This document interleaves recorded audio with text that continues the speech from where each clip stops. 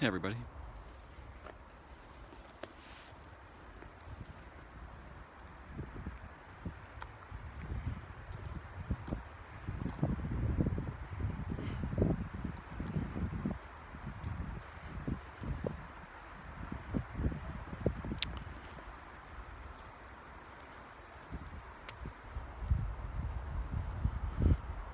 Our upbringing and our societies present us in our youth with simple, tokenized, artifacted ideas about the most fundamental aspects of what it means to be human or to be an animal or an organism. And because we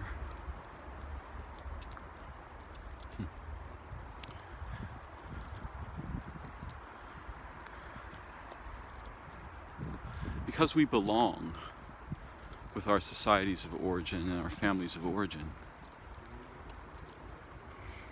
and because they were the original authorities in our childhood,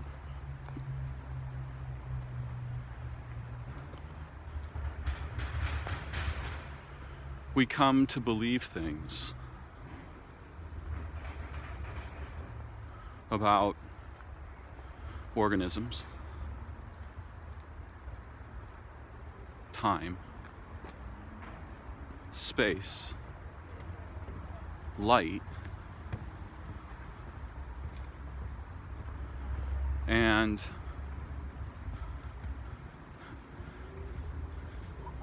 this can for us be extremely crippling.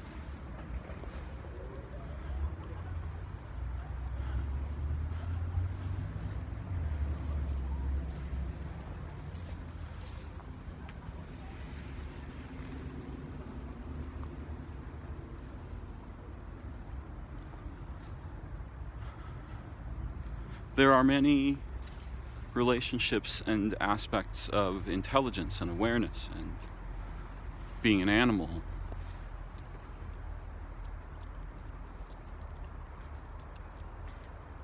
and being something more than merely any of those things, something fundamentally mysterious and open to transformation.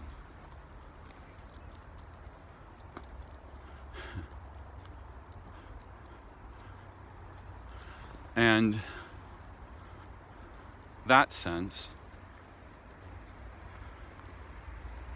that aspect of our humanity,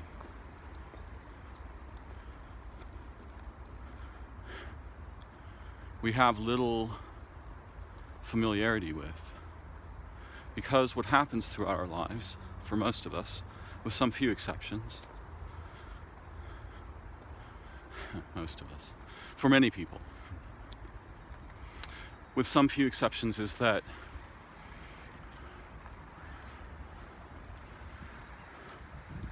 as we strengthen our grasp upon and reliance on these extremely crude ideas,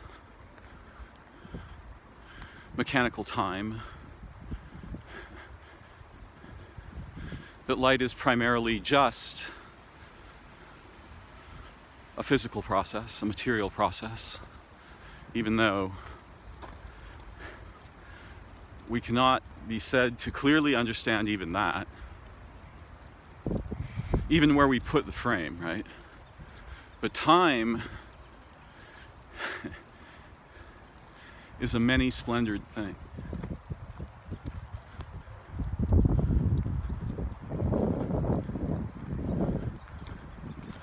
And the mechanical time that we're given to think in and obey and believe in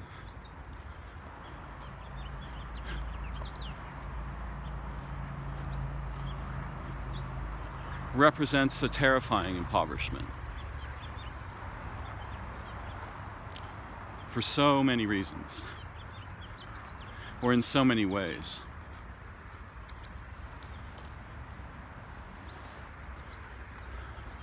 A little warmer than I suspected earlier.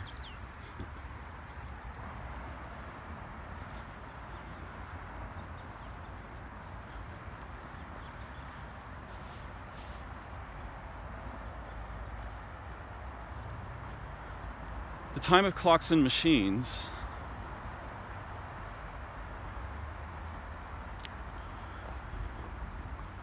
is a tokenization, a mechanical tokenization of temporality. And one of the fictions we come to accept is a fiction of the flatness and universality of time.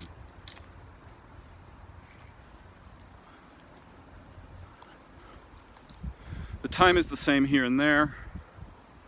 It goes according to seconds, minutes, hours, days, and so on, sunrise and sunset. The numbers we associate with those intervals, the numbers we associate with the calendars, all made into little squares.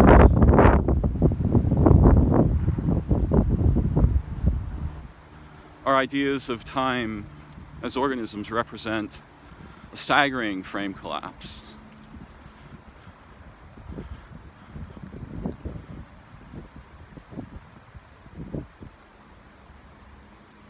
In order to witness phenomena that are changing,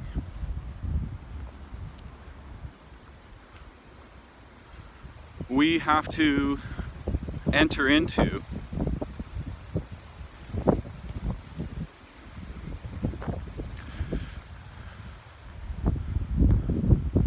an appropriate position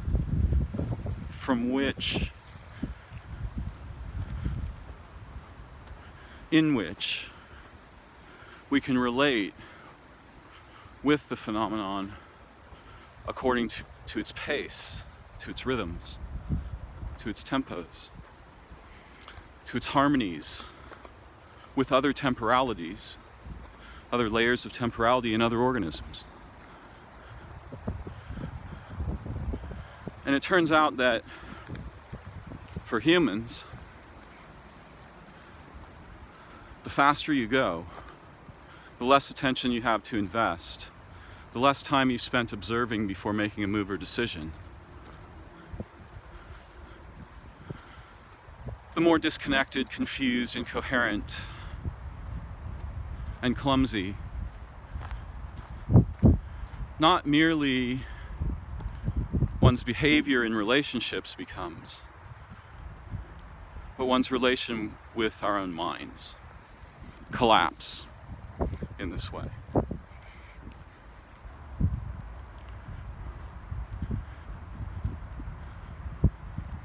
In other words, it's a situation where, in order to advance in a broad array of areas of concern or goals,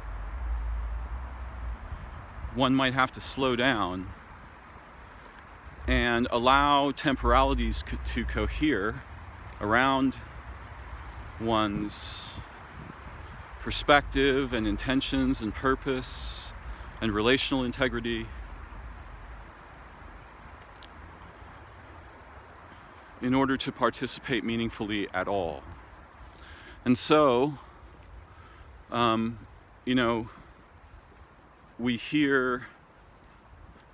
I've heard various people talking about loss of attention span, and particularly with media, and this is in part due to horrifying degrees of overchoice, right? It's like walking into a bookstore with 1 billion books, and having them advertising themselves at you. That's an experience that an ordinary person would not be able to withstand for long. Soon they would either want to get out or be shaking inside. maybe both, maybe other things.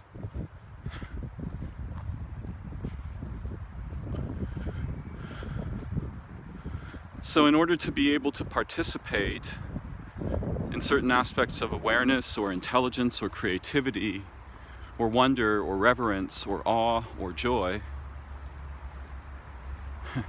or ecstasis, it is probably almost always useful to slow down in phases rather than to reach for the next accessible thing this instant that one can find with one's relatively incoherent and misguided consciousness. You slow down.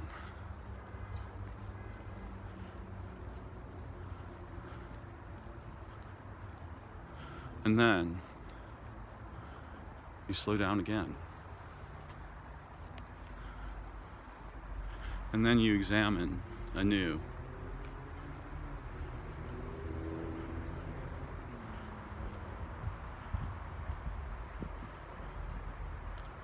And then you slow down some more.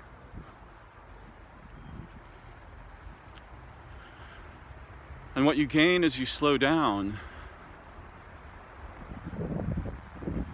is new possibilities of relational sharing and exchange, understanding, learning, insight.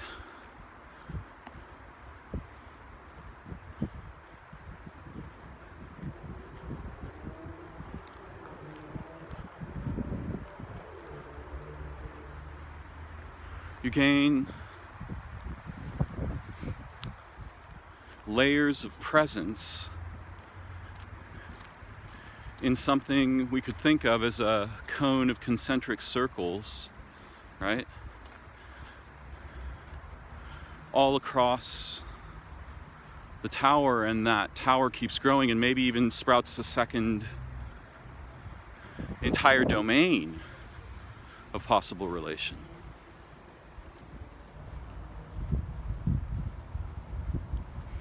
Or a third, or seven. So as you slow down, you begin to become sensitive to and accessible by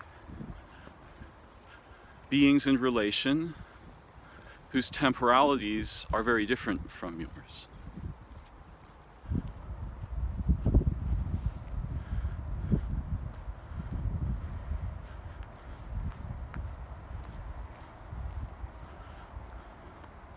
It doesn't occur to common people that we occupy a layer in the biorelational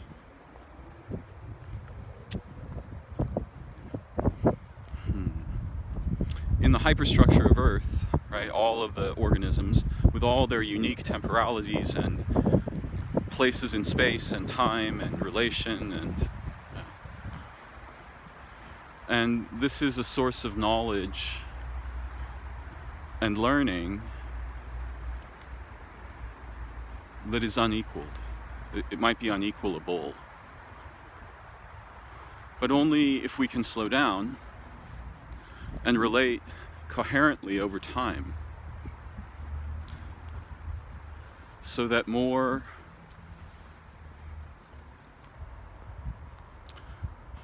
sensings that would otherwise be unavailable to us or would easily escape our, moment to moment, what's next kind of mindset, those begin to become perceivable to us.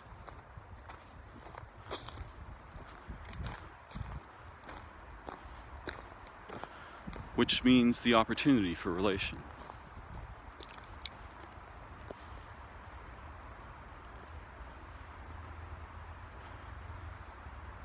There's a parable about a place where there are a number of tribes, and someone from a distant tribe comes to visit one of the other tribes. And there's a place for them to sit outside where the tribe gathers. And so they arrive and they sit. and they watch and they observe from outside, slowly. And a day or two passes, and then the villagers will bring that visitor food, and they will sit for some more days, observing.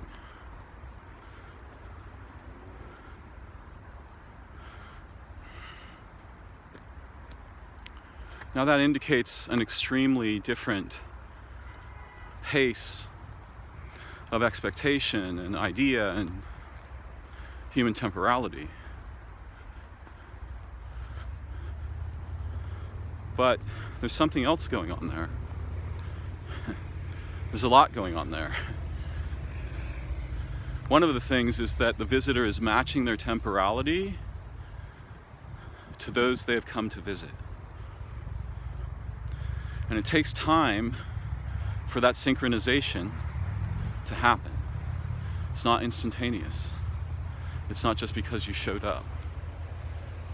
That's a relational negotiation where synchronization is being transformed by relation.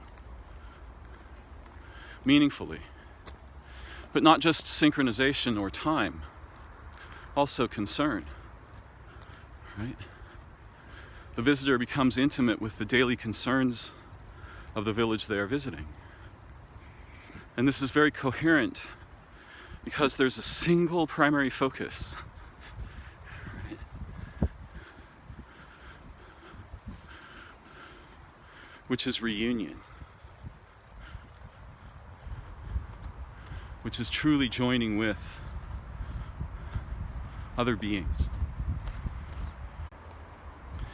And that purpose is so well recognized that all living beings respond to it. Whether or not this is mechanically apparent to the intellects with which we analyze a question like this. But it's blatantly obvious. Octopuses become curious about human beings and want to synchronize and relate, and insects, animals, plants, everything, living places. So, as our attention span contracts, as the pace and intrusion of demands that cause our temporal space to decohere, as that increases, we get desynchronization in all of our relationships, which causes shock when there's communication, right, across desynchronized. That causes a kind of shock. And most of the potentials for relation disappear. They get skipped. They get skipped over. They never become apparent because we're stuck in this little, highly framed up knothole at the top of the temporalities that are natural to one of the longest lived mammals on Earth. A mammal that lives a long time acquires the privilege of seeing from above many shorter temporalities, right? The lifespans of many plants, animals, insects, and so on, some living places. So,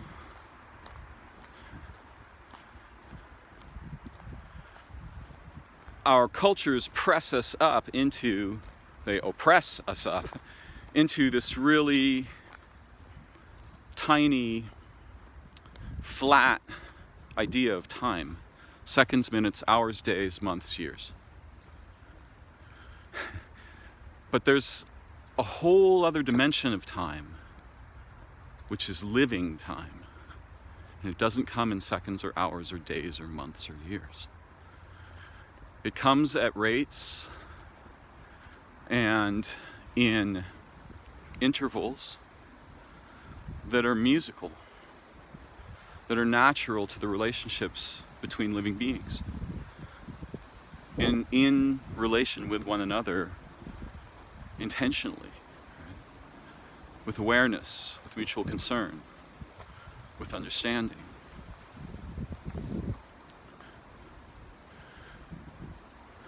And when we see fantastical stories about human beings in a kind of fantasy-like supernatural relationship with the living places and the animals, what we're seeing is a representation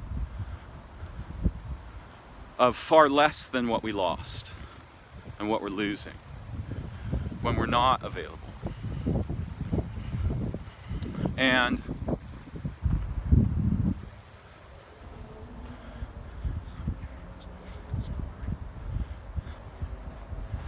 there are these two German words, Zeitgeber and Zeitstorer, if I remember correctly. I'll add it to the comments later, but these are stimuli that cause time and synchronization locally to decohere or to recohere.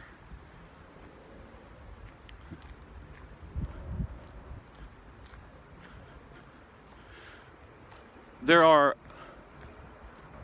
at least 50 and maybe hundreds of layers of temporality in our own bodies that have to synchronize for us to stay alive.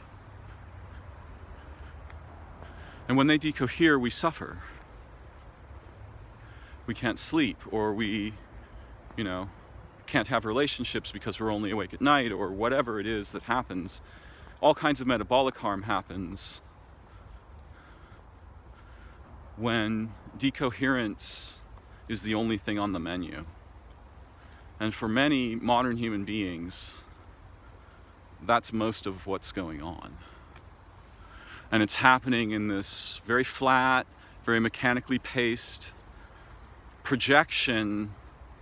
It's weird to call something that flat a projection.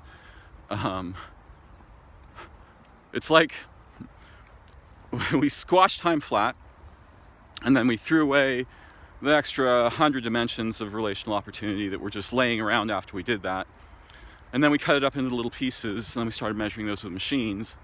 And then machines started intruding ever more profoundly into our lives, so that we're constantly getting emails and texts and phone calls and signals when we're at work, when we're not, all the time, at night when we're asleep.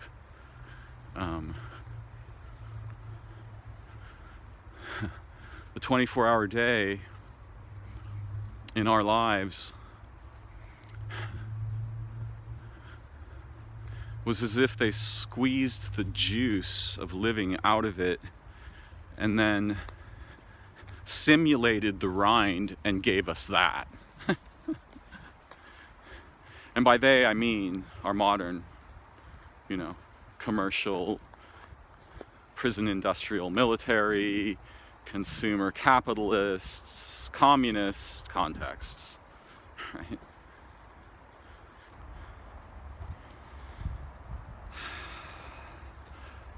Or I might mean by they just our machines. The rapid transformation of our machines changed time. And in case it isn't obvious, the sudden appearance of the pandemic is radically altering the meaning of time and space. That's a relationship in that the pandemic hasn't caused directly the transformation of time, but how the humans respond to it does. And it's the sudden introduction of a very fast temporality, right, in terms of the propagation of viruses over ordinary time, and the animal level temporality, right? These two things are merging. Almost as if nature said, oh, you guys want fast time? Here, let me introduce you to my friend, the novel coronavirus. You'll find out everything about fast time right away.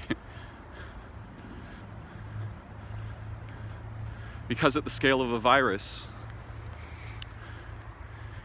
in the space-time expression that viruses are, right?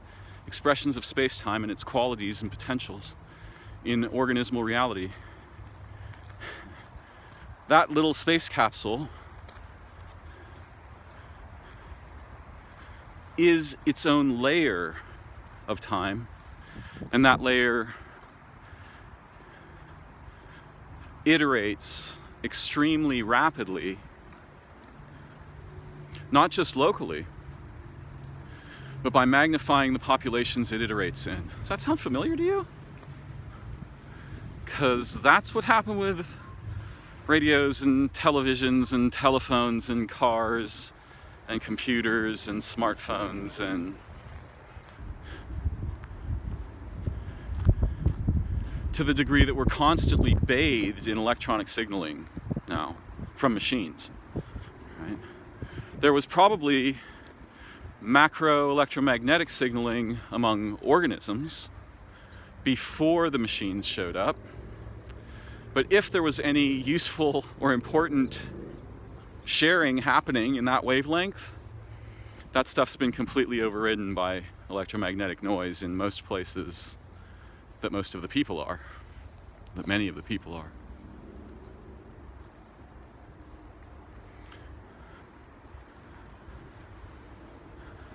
So, this sounds a bit like a doomcast, but I want to explain and to encourage everyone to explore. You're alive still, hopefully. You can slow down. You can experiment with the toy-like model that I've presented here, where as we slow down more and more, new opportunities and domains of relation and signaling and transmission, new opportunities for learning and understanding arise. And this is true even in a friendship. Even in a romantic relationship, it may be far more true.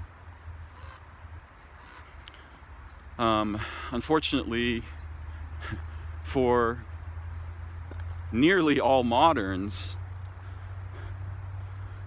the idea and concept of courtship has been rendered a sort of anachronistic cartoon. But what if people actually took their time really learning to be present with each other, to deeply synchronize, right? Before they leap into, well, whatever it is they leap into together. And sure, it's there's enchantment and there's all these emotions and feelings.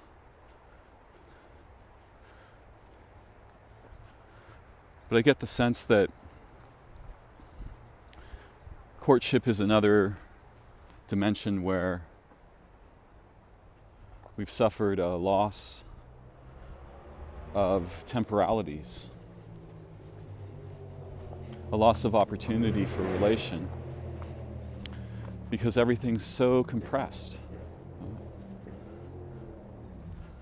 And it's funny, today I had the inspiration to make a video in which I discussed some of these topics, but also what I want to refer to as task coherence. When we have the opportunity and we have the space to really settle into being present, our motivations change. And we can experience the kinds of focused creativity and intensity and intimacy that are otherwise evicted by constant interruptions, right, that decohere our tasks. Not just our tasks, but the space in which we select roles and opportunities and which threat to attend and so on. And as our attentional pace is rapidly increased and filled with intrusions, we lose the capacity to our awareness plummets, let's put it that way, which means that our choice, our freedom to make intelligent choices collapses with that. And to whatever degree we can restore that space, that spaciousness for presence, for awareness, our health and creativity and internal synchronization and capacity to synchronize with other living beings, and particularly humans, resurges, right? It comes back. And sometimes it takes a while because many of us are buried in layers of just, time noise. Right? So for any of us who dream great dreams, task coherence is incredibly important, meaning that the space in which we originate and pursue goals that deeply matter to us, relationships that deeply matter to us, learning that deeply matters, creativity that deeply matters. That space has to be sacred.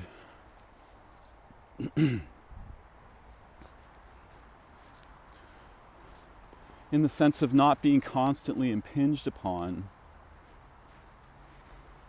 by machines and work tasks and chores and survival tasks. And the whole idea of the technological imperative was to give us more time. Well, it succeeded at that, but it gave us more new kinds of dead time per minute, per year.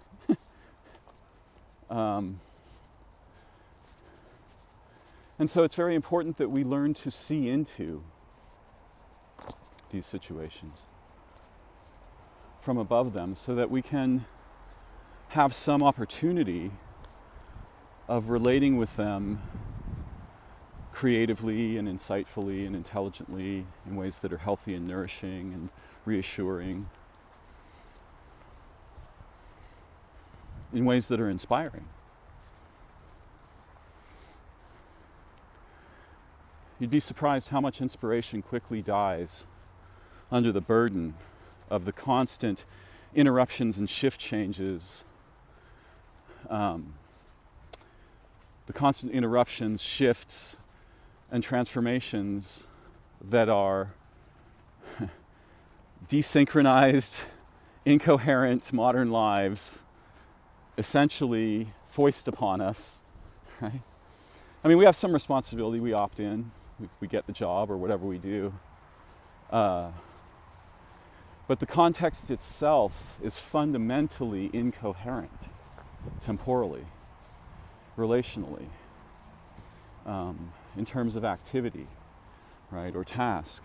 And the idea of a task itself implies work, but I just mean something one is doing.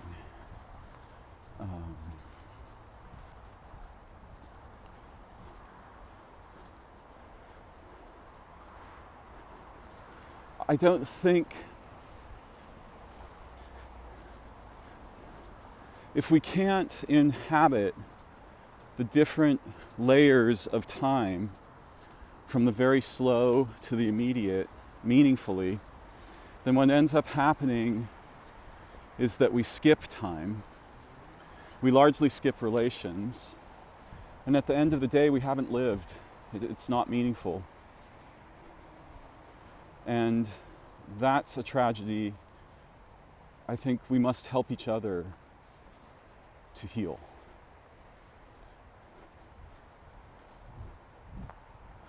To the degree our lives are precious, time is fundamentally crucial.